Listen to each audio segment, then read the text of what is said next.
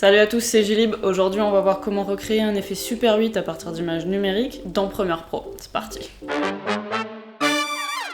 Alors pour que l'effet soit crédible, il va falloir prendre en compte deux choses. Certaines techniques à mettre en place au niveau du tournage et la post-production. Logique. Moi aujourd'hui je vais utiliser des images que j'ai tournées à Montréal il y a plusieurs années, que j'ai jamais utilisées parce que c'était vraiment tourné un peu à l'arrache. Et je me suis dit c'est peut-être l'occasion de les ressortir, sinon je vais jamais les utiliser. Mais il y a quand même certaines choses que vous pouvez mettre en place vous-même si vous n'avez pas encore tourné vos images. Alors pour la partie tournage, il faut vendre vraiment l'effet. Donc vous oubliez tout ce qui est stabilisateur, slider, toutes les techniques modernes, etc. On veut des mouvements saccadés, on veut des zooms un peu bizarres, timés de manière aléatoire, ou alors très très lents, que ce soit un peu gênant presque. En gros, on veut le look papy qui filme le barbecue familial en 1978. Et faites attention aussi à votre profondeur de champ parce qu'en général avec les Super 8 on a accès à peu de paramètres et souvent la profondeur de champ est très grande, donc la zone de netteté est très grande, donc essayez de reproduire ça aussi au moment du tournage. Ok, une fois que vous avez vos images, on va pouvoir passer à la post-production. Il y a beaucoup de choses qui se passent à ce moment-là. Moi j'ai déjà du coup ma petite séquence toute simple là dans Premiere Pro avec pas d'effet ajouté, mais ce que vous pouvez remarquer c'est que l'aspect ratio change, c'est-à-dire le format de l'image. En général en vidéo aujourd'hui on est plutôt en 16/9, là on va passer en 4/3 parce qu'avec le Super 8, c'est ce qui se rapproche le plus, c'est quasiment du 4/3 avec une Super 8, donc on va appliquer ce format là. Il y a deux manières de faire, soit vous ouvrez une séquence en 16/9 et vous appliquez un outil recadrage sur vos images, soit vous faites directement une séquence en 4/3, moi c'est ce que j'ai fait là, donc je vais vous montrer les réglages. Hop, clic droit, réglage de la séquence. Vous voyez que la taille de l'image c'est 1440 pixels sur 1080, et ça nous donne un format 4/3. Donc là, même si mes images de base elles sont en 16/9, tout est croppé en 4/3. La deuxième étape, ça va être d'ajouter ce qu'on appelle un overlay. Ça va être une vidéo qu'on va superposer par-dessus nos images qui va nous aider à recréer le grain un peu et les défauts d'une pellicule. On en trouve un peu partout sur internet, donc vous tapez film overlay ou Super 8 overlay. Si vous voulez utiliser vraiment le même que le mien, je vous mettrai le lien en description. Donc il y en a des payants, il y en a des gratuits. Moi celui que je vous mets il est gratuit, vous avez juste à le télécharger. Mais en tout cas on en trouve plein. Donc là je l'ai importé dans Premiere Pro, il est juste là, vous voyez. En fait ça donne ça. Donc si vous le mettez sur une séquence en 16/9, vous aurez les bordures là pour avoir le bon format. Moi je vais le glisser directement par-dessus mes images. Vous voyez qu'il y a aussi le son associé de la pellicule, là juste là. Donc là vous voyez que les images en dessous elles apparaissent pas. Donc on va devoir changer le mode de fusion. Vous allez cliquer tout simplement sur le plan, aller dans options d'effet et changer le mode de fusion. Moi j'ai mis ça en mode lumière douce. Vous pouvez aussi essayer avec incrusté, ça fera quelque chose de un peu plus contrasté. Et ça c'est à vous de voir selon ce que vous préférez. Et vous pouvez aussi jouer un petit peu avec l'opacité pour avoir un réglage qui vous convient. Le son de la pellicule qui tourne et qui est attaché à l'image, il est quand même assez fort, donc en général je le baisse un petit peu pour que ce soit plus discret quoi. La prochaine étape, ça va être de travailler un peu plus les couleurs, donc on va aller dans le panneau couleur lumétrie. Si vous ne le voyez pas, vous allez dans fenêtre et vous activez couleur lumétrie. Et la plupart des choses qu'on va faire aujourd'hui, ça va se passer dans le panneau créatif, donc c'est le deuxième. Ce que vous allez faire à ce moment-là, après ça va être purement personnel, vous allez faire vraiment ce que vous préférez vous. De toute façon, il y a plusieurs types de pellicules qui existent et donc vous pouvez faire un peu des recherches et voir ce que vous préférez pour essayer de vous en rapprocher le plus, mais ça reste des choses assez personnelles. Ici, je vais aller dans Réglages et je vais augmenter la décoloration. C'est un peu comme si je décollais des noirs, en fait, ça va nous donner une image un peu passée.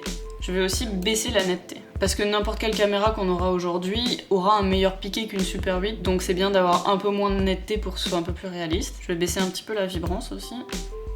Et pour le coup, augmenter un tout petit peu la saturation. Ensuite, en dessous, on peut ajouter une teinte au niveau des tons foncés et une teinte au niveau des tons clairs. Moi, j'aime bien ajouter du bleu dans les tons foncés. Mon ordi est pas hyper content, mais c'est comme ça. Et un peu de jaune ou de rouge dans les tons clairs, pour réchauffer un petit peu l'image. Ce que j'ai fait aussi et que je fais pas souvent, c'est de rajouter un des looks prédéfinis sur Premiere Pro. J'ai utilisé le SL Matrix Mars. Ça va ajouter beaucoup de contraste et beaucoup de vert aussi dans l'image, donc j'ai baissé l'intensité de ce paramètre. Ça donne un peu plus de caractère à l'image, vous pouvez voir un peu tout ce qui existe, regarder s'il y a des choses qui vous plaisent. Et enfin, je vais descendre pour le coup dans l'onglet vignette qui est tout en bas, et je vais créer une petite vignette. L'overlay, il en crée déjà une, mais je vais un peu la renforcer en fait. Alors, je vais continuer à accentuer l'effet. Donc, ce que je vais faire, c'est que je vais créer un calque d'effet à la taille de ma séquence. Je fais OK. Je vais glisser par-dessus ma séquence. Hop. Ensuite, je vais aller dans l'onglet Effet.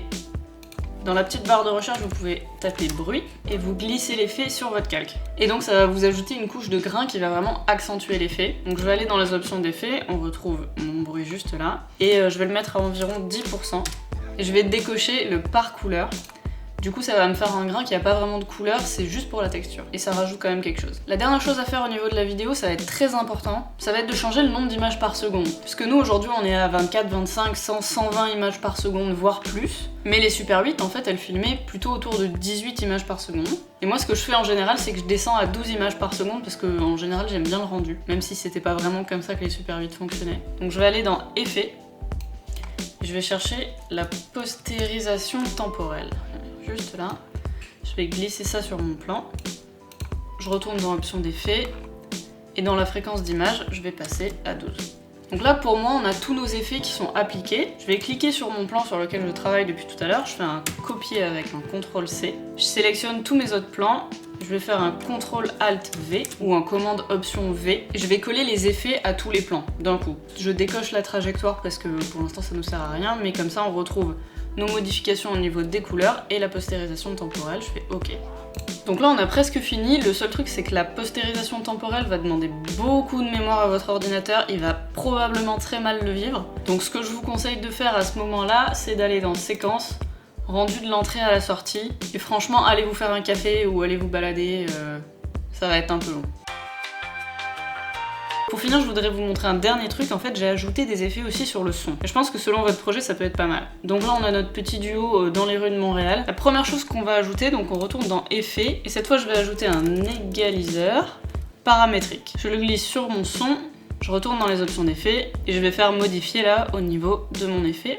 En fait, ça va me permettre de couper des fréquences. Je vais commencer par appuyer ici et donc ça va m'activer l'option passe haut. C'est-à-dire qu'on va couper toutes les basses fréquences. Tout le reste, pour l'instant, j'en ai pas besoin d'ailleurs. Je les enlève. Et donc je vais carrément couper toutes les basses fréquences. Je vais aller assez loin. On va voir ce que ça donne. Donc là on a un truc un peu vieilli, un peu nasillard parce qu'on a enlevé toutes les basses fréquences. Je vais aussi activer l'option passe bas. Et je vais couper aussi du coup les hautes fréquences pour avoir un truc un petit peu étouffé. Ça nous donne ça.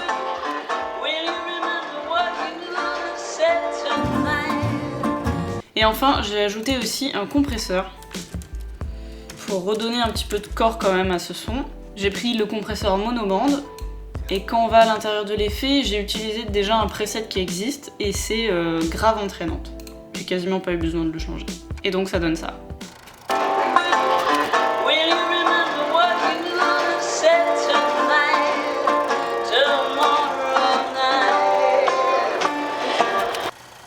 Et voilà, c'est fini, j'espère que ça vous aura donné envie de refaire cet effet chez vous. Avant de partir, n'oubliez pas de laisser un petit j'aime et un petit commentaire, vous abonner à la chaîne si vous voulez voir d'autres vidéos dans ce genre-là et activer les notifications au passage. Nous on se revoit très vite pour la prochaine. Salut!